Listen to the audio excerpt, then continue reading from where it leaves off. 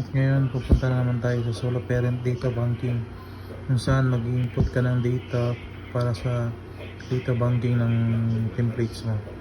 First, click the solo parent data banking, then makikita mo ito, and then municipality sa amin sa Payao, barangay kung saan anong barangay yung solo parent, example poblasyon, last name is example ko na lang yung last name ko, Parto, first name Francis Chan, then middle name is Cubio, extension so wala, so leave it blank na lang.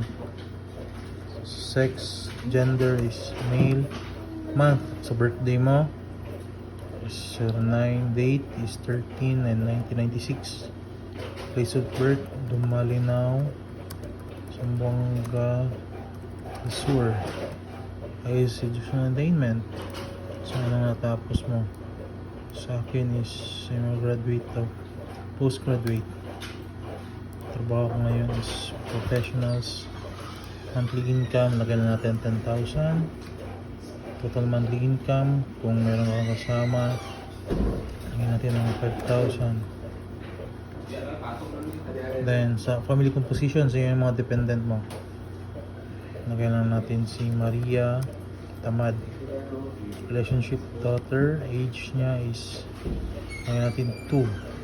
Status, single, so wala to kasi 2 years old. Then si Juan Tamad.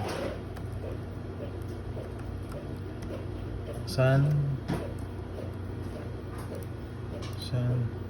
1 year old, single. So circumstances being a solo parent, so debt, lagyan natin debt. Needs and problems solo parent, family source, so kaya lang maglagay dyan kung ano yung pwede nyong ilagay, and click save. So nandun na yun, save na yun siya. Exit, gusto nyo hanapin sa dito,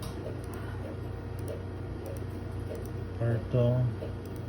Then sa summary, nakikita mo dito na number of solo parent na ka-entries, isa. Then sa summary, nakikita mo yung solo parent is below 30 years old, above 19 years old. So solo parents account death to spouse, nung namatay yung wife.